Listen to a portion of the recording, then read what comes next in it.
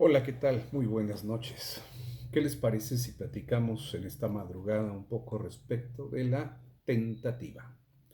Y esto viene a colación porque se está cumpliendo un año de lo que sucedió en Perú en relación al presidente depuesto Pedro Castillo. Y también se está cumpliendo un año de lo que sucedió al periodista mexicano Ciro Gómez Leiva. Vamos a platicar cada uno de los casos para ver hasta dónde llega, en qué caso llega a tentativa y en caso no llega a tentativa. Desde ahorita les digo, el caso de Ciro Gómez Leiva no es tentativa de homicidio, ¿sí?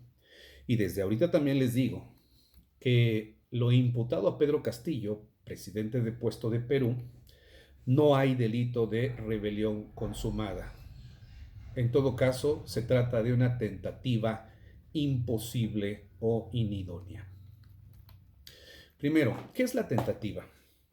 México, Perú, España, Alemania y la mayoría de nuestros países romano-germánicos coincidimos en la ley, en la jurisprudencia y en la doctrina que la tentativa es cuando el sujeto activo dolosamente realiza actos ejecutivos para producir el resultado típico, pero no se consuman por causas ajenas a la voluntad del imputado, pero se pone en peligro el bien jurídico. Ahora bien, lamentablemente, como eurocentristas que en muchas ocasiones hemos sido, también asumimos el aspecto de la tentativa acabada e inacabada. Esto me parece erróneo entre diferentes temas o teorías de la tentativa. El diferenciar entre tentativa acabada e inacabada me parece erróneo y además es inútil porque tiene la misma pena. Eh, pero bueno, ¿cuáles son los elementos de la tentativa? Yo trato de sistematizarlos en 6 puntos. Número 1, la tentativa necesariamente es dolosa. No existe tentativa culposa, aunque la Universidad de Salamanca en España anda premiando con doctorados cum laude a algunas personas que están a favor de la tentativa culposa. No, la tentativa solamente es dolosa y puede ser con dolo directo o con dolo eventual. Ese es el primer elemento. El sujeto activo, el imputado, debe obrar dolosamente. Segundo, debe realizar actos ejecutivos. Esos actos ejecutivos son los que realizarían o consumarían el tipo penal. Número 3, evidentemente, esos actos ejecutivos deben ser adecuados, deben ser idóneos para producir el resultado. Otra forma de entender esto de adecuado o idóneo es que deben existir las condiciones objetivas para que se produzca el resultado. Deben existir las condiciones objetivas para que se produzca el resultado. Número 4, no se consuma por una causa ajena a la voluntad del sujeto activo, esto es, del imputado, por una causa ajena. Número 5, esa causa ajena debe ser contemporánea al hecho. Esto es, dicho de forma concreta, debe ser paralela en tiempo o posterior al momento en el que el sujeto activo realizó su conducta, se desprendió de ella, pero no se concretó precisamente porque alguna circunstancia ajena al activo, ya sea un tercero o una condición objetiva contemporánea, surgida posterior a su conducta o al momento de su conducta, no produce el resultado. Y número 6, tenemos que identificar que el bien jurídico siempre estuvo en peligro. Esto es, si había un riesgo verdadero de que se podía producir el resultado típico. Miren, cada tentativa tiene su propia argumentación. No es sencillo el tema de la tentativa ya de por sí. Hay puntos en contrarios o puntos contrarios sobre la teoría de la tentativa. Por ejemplo, no todos los ataques con armas de fuego son tentativa de homicidio o feminicidio. Cada uno debe valorarse por separado, con suficientes argumentos. También podemos tener como ejemplo cuando analizamos esas causas ajenas que impiden el resultado. Debemos decir primero que el sujeto activo ya realizó un comportamiento que debería producir el resultado.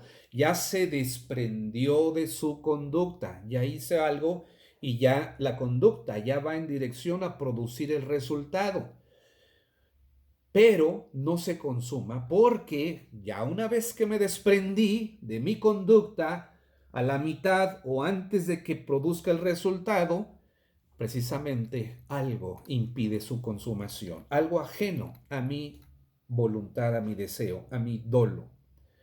Y eso algo, que puede ser un tercero o pueden ser unas circunstancias objetivas, no permiten su consumación. También sirve mucho en nuestros alegatos eh, hablar, cuando hablamos de tentativa, recurrir al desistimiento. Con ese tipo de argumentos también podemos darnos cuenta si existe o no existe tentativa. Esto es, cuando el imputado voluntariamente no continúa con la ejecución, pudiendo hacerlo, no habiendo objetivamente algo que le impidiera, por tanto, no se consumó pudiéndolo consumar, pero no lo consumó, aunque podía consumarlo. Esto es básicamente una forma de entender el desistimiento. La tentativa, algunos dogmáticos la conocen como el error de tipo a la inversa o error de tipo al revés. Eh, Me parece errónea esta forma de entenderlo. ¿Por qué? Porque dicen que la tentativa es evidentemente dolosa, pero no reúne los elementos objetivos para su consumación. El problema es que el no reunir los elementos objetivos para su consumación no necesariamente es tentativa, ¿sí? Y ahorita vamos a ver por qué. Vámonos al caso particular, Ciro Gómez Leiva. En el caso de Ciro Gómez Leiva, estuvo en peligro su vida. Esto es, sabemos que el agresor traía una escuadra y el periodista una camioneta blindada, al menos con el nivel 5 de blindaje. Vamos a ver los elementos. Les dije que son 6 elementos que al menos yo identifico. Número 1, el dolo. ¿Obró dolosamente el sujeto activo? Por supuesto que sí. Número 2, ¿el imputado realizó actos ejecutivos? También. ¿Por qué? Porque disparar en dirección a una víctima es un acto ejecutivo. 3, ¿son adecuados, son idóneos los medios empleados? Esto es, ¿realmente existían las condiciones objetivas para que produzca el resultado? No. ¿Por qué? Porque es imposible que traspases un blindaje del número 5 con una escuadra de cualquier naturaleza. Incluso hay muchísimas armas largas que tampoco podrían penetrar, a pesar de que agotes todo el cartucho, no podrían pasar un blindaje número 5. Entonces, 3, 4. ¿Por causas ajenas no se produce? Sí, precisamente por el blindaje. Pero aquí hay un detalle. Número 5. Esas causas ajenas deben ser contemporáneas al momento de los hechos.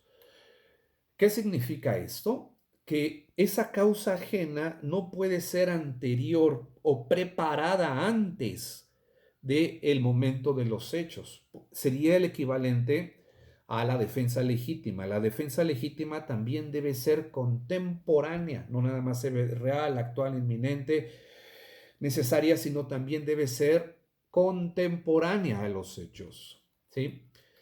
Y por lo tanto, ese elemento 5 no se da porque ese blindaje está preparado desde mucho antes del día de los hechos, ¿sí? Por eso tampoco hay tentativa, porque no es contemporánea esa causa ajena. Y número 6, nunca estuvo en peligro el bien jurídico. ¿Por qué? Porque con un blindaje 5 nunca se iba a poner en peligro un bien jurídico con una escuadra. Entonces, al no reunirse los elementos anteriores, no hay tentativa de homicidio porque era imposible traspasar el blindaje 5 con una escuadra. Ahora bien, vamos a platicar del asunto de Pedro Castillo. Finalmente, Pedro Castillo, presidente depuesto de Perú, fue sujeto a proceso penal hace un año, también a principios del mes de diciembre del año pasado. El delito que se le imputó fue de rebelión. Y recuerdo aquella ocasión haber revisado el tipo penal y básicamente decía, o la hipótesis típica que se le imputó era el que se levantara en armas con la finalidad de deponer a un órgano de gobierno en turno elegido democráticamente. Bueno, aquella ocasión que revisé el tipo penal de Perú, inmediatamente me di cuenta que no se reunían los elementos de la consumación de el tipo penal de rebelión. Ningún científico del derecho penal se atrevería a decir que hubo consumación. Es muy común que los operadores, los procesalistas y más de asuntos de impacto o sensibles, normalmente este tipo de asuntos los judicializan o sujetan a proceso y dictan medidas cautelares, pero bueno, esas prácticas no se corresponden con las de un científico del derecho penal.